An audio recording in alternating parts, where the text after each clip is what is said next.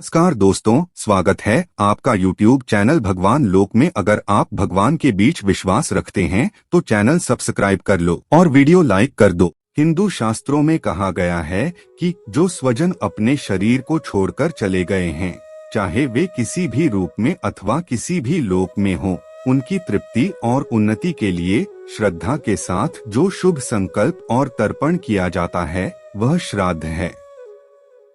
माना जाता है कि सावन की पूर्णिमा से ही पितर मृत्यु लोक में आ जाते हैं और नवांकुरित कुशा की नोकों पर विराजमान हो जाते हैं।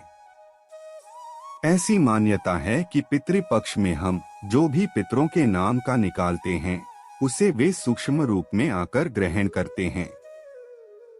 केवल 3 पीढ़ियों का श्राद्ध और पिंड दान करने का ही विधान है।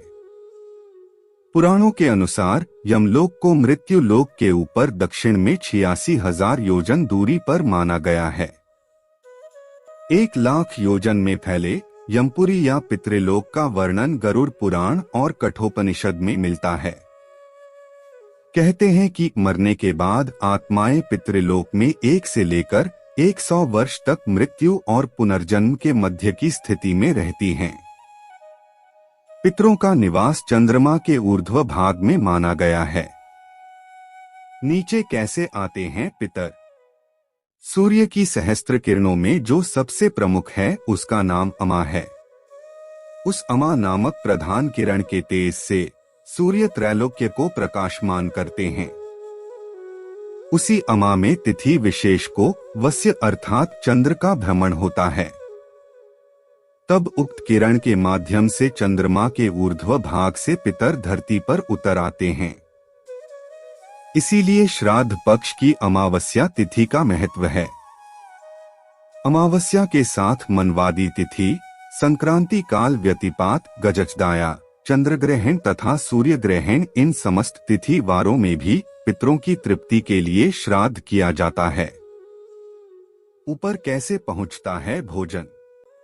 जैसे पशुओं का भोजन तृण और मनुष्यों का भोजन अन्न कहलाता है, वैसे ही देवता और पितरों का भोजन अन्न का सार तत्व है। सार तत्व अर्थात गंध, रस और ऊष्मा। देवता और पितर गंध तथा रस तत्व से तृप्त होते हैं। दोनों के लिए अलग अलग तरह के गंध और रस तत्वों का निर्माण किया जाता है। विशेष वैदिक मंत्रों द्वारा विशेष प्रकार की गंध और रस तत्व ही पितरों तक पहुंच जाती है। एक जलते हुए कंडे पर गुड़ और घी डालकर गंध निर्मित की जाती है। उसी पर विशेष अन्न अर्पित किया जाता है। तिल, अक्षत, कुश और जल के साथ तर्पण और पिंडदान किया जाता है। अंगुलियों से देवता और अंगूठे से पितरों को जल अर्पण किया जाता है। पितरों और देवताओं की योनि ही ऐसी होती है कि वे दूर की कही हुई बातें सुन लेते हैं, दूर की पूजा अन्न भी ग्रहण कर लेते हैं और दूर की स्तुति से भी संतुष्टि होते हैं। इसके अलावा ये भूत, भविष्य और वर्तमान सब कुछ जानते और सर्वत्र पहुंचते हैं। मृत्युलोक में किया हुआ श्राद्ध उन्हीं मानव पितरों को तृप्त करता है जो पितृलोक की यात्रा पर हैं। वे तृप्त होकर श्राद्धकर्ता के पूर्वजों को जहां कहीं भी उनकी स्थिति हो जाकर तृप्त करते हैं। अतः श्राद्ध पक्ष में पितरों का पिंडदान और तर्पण कर अपनों को भोजन कराना चाहिए। श्राद्ध ग्रहण करने वाले नित्य पितर ही श्राद्धकर्ताओं को श्रेष्ठ वरदान देते हैं। कुछ लोग यह भी सोचते होंगे कि श्राद्ध में प्रदान की गई अन्न, जल, वस्तुएं आदि सामग्री पितरों को कैसे प्राप्त होती होगी।